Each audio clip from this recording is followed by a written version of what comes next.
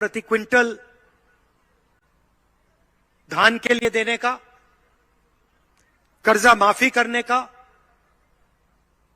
तेंदुपत्ता का 4,000 रुपए रेट देने का, ये हमने वायदे किए थे। और छत्तीसगढ़ की जनता ने हमारे ऊपर भरोसा किया और दिल से कांग्रेस पार्टी को वोट दिया। इसीलिए मैंने उनसे कहा कि इसीलिए हमने जो वायदे किए हैं उनको आप एकदम 1 साल बाद नहीं, 6 महीने बाद नहीं, उनको आप एकदम कानून में बना दीजिए। और 2 घंटे के अंदर छत्तीसगढ़ की सरकार ने 10,000 करोड़ रुपए किसानों का कर्जा माफ 2 घंटे के अंदर हमने कर दिया। चीफ मिनिस्टर ने कागज पे साइन किया और एक बहुत भारी बोझ जो किसानों के कंधों पर था, किसी को दिखता नहीं था मगर था, एक सिग्नेचर ने उस बोझ को हमेशा के लिए उतार दिया। उसके बाद जब भी छत्तीसगढ़ में किसान धान खरीदता है, सीधा उसको 2,500 रुपए कम से कम मिलते हैं। भाइयों और बहनों, छत्तीसगढ़ में धान के लिए देश में सबसे ज्यादा पैसा मिलता है। नंबर 1 पे छत्तीसगढ़। हम वहां नहीं रुके। कुछ देर बाद चीफ मिनिस्टर से बात हुई और मैंने उनको याद दिलाया कि हमने 2014 में नेशनल जो कैंपेन था उसमें न्याय योजना का वायदा किया था और हमें ऐसी एक योजना छत्तीसगढ़ के किसानों के लिए शुरू कर देनी चाहिए। कुछ ही दिनों में छत्तीसगढ़ के चीफ मिनिस्टर ने मुझे फोन करके कहा, राहुल जी, हमने निर्णय ले लिया है, 23,000 करोड़ रुपए 26 लाख किसानों के बैंक अकाउंट में हम डाल रहे हैं। और फिर उन्होंने मुझसे एक और बात कही कि राहुल जी, हमने किसानों के लिए इतना काम किया, अब हम मजदूरों के बैंक अकाउंट में हर साल 7,000 रुपए डाल रहे हैं। यह सब हमने किया। आप जानते हो, मैं जानता हूं, बीजेपी के नेता जानते हैं, हमने छत्तीसगढ़ में इंग्लिश मीडियम स्कूल का जाल बिछा दिया। 380 स्वामी आत्मानंद स्कूल कोने कोने में हमने खोल दिए। अभी पिछली मीटिंग के बाद मुझे बहुत खुशी हुई। पिछली मीटिंग के बाद सड़क से निकल रहा था, घर के सामने 2-3 बच्चे खड़े थे, मैंने गाड़ी रोकी, बच्चों से बात की। छोटी सी लड़की थी, मैंने उससे पूछा, भाई क्या हो रहा है, क्या पढ़ रही हो? मुझे कहती है, राहुल जी, मैं स्वामी आत्मानंद स्कूल में अंग्रेजी पढ़ रही हूं।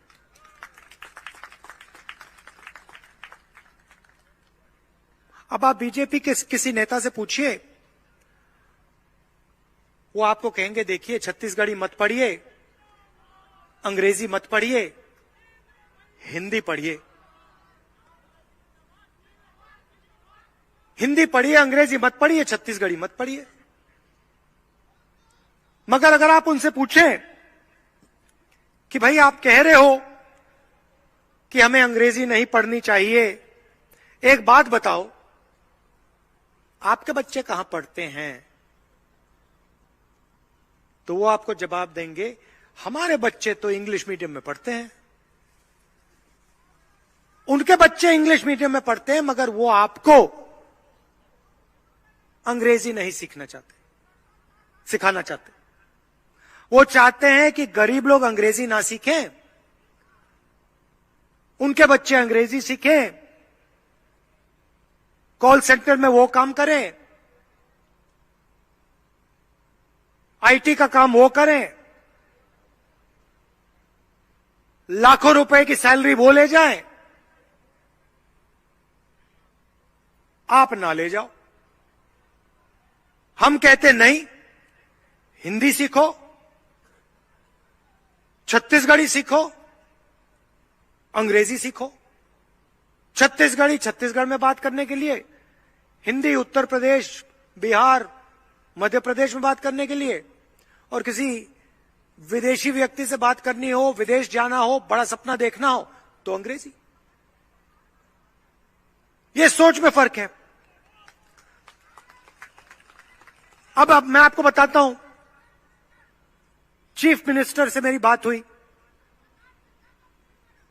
कुछ दिन पहले बात हुई, और मैंने उनसे कहा, बघेल जी, हमने अब किसानों की जो नींव है वो मजबूत कर दी है। किसानों को हमने गारंटी दी है कि जेब में पैसा आ रहा है, धान के लिए सही रेट मिलता है, कर्जा उतर गया है। अब हमें अगले लेवल पे जाना है। अगला लेवल क्या है? अगला लेवल मैंने आपके चीफ मिनिस्टर से कहा, जैसे ही हमारी दिल्ली में सरकार आएगी, जो 2024 में आने जा रही है, छत्तीसगढ़ में हम 2 या 3 इंटरनेशनल एयरपोर्ट लगा देंगे। अब बात समझिए, आज आपको 2600 धान के लिए मिलता है। हमने कह दिया है